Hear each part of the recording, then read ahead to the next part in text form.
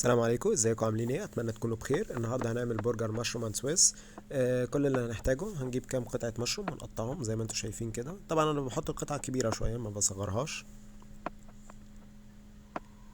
بعد كده ببدا اجيب طاسه على النار وابدا احط فيها رشتين من الزبده، وانزل بالمشروم بس اشوحه حاجه بسيطه.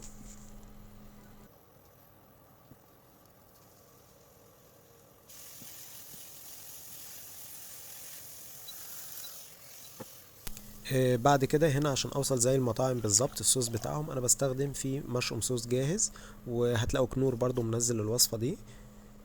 مجرد شويه ميه وببدا ادوبهم فيه.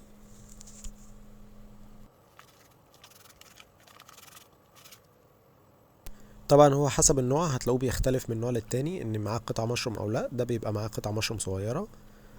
يا دوبك بس هقلب تقلبتين كده، وبعد كده ابدا اضيف المشروم اللي انا قطعته وهقلبه شويه، وبعد كده اسيبه يغلي على النار ويتقل لحد ما القوام بتاعه يبقى متماسك شويه.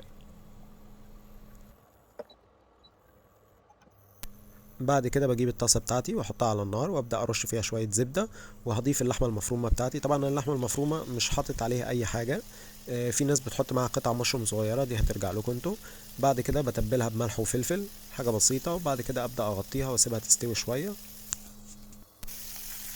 بقلبها على الوش التاني وبضيف شويه ملح.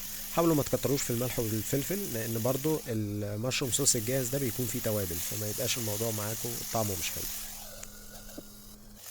اول ما الاقي البرجر بتاعي استوى هبدا اضيف الجبنه وهو على الطاسه كده زي ما هو، واشيله على جنب. الجبنه يا دوبك هتسيح حاجه بسيطه. عبال ما اجهز العيش بتاعي، بفرد مايونيز في الاول. بعد كده بحط جبنه، وبعد كده بضيف البرجر بتاعي. بعد كده اخر خطوه ان انا ببدا احمص النص بتاع العيش الكايزر. طبعا انا ممكن احمص النصين عادي، مش هتفرق كتير.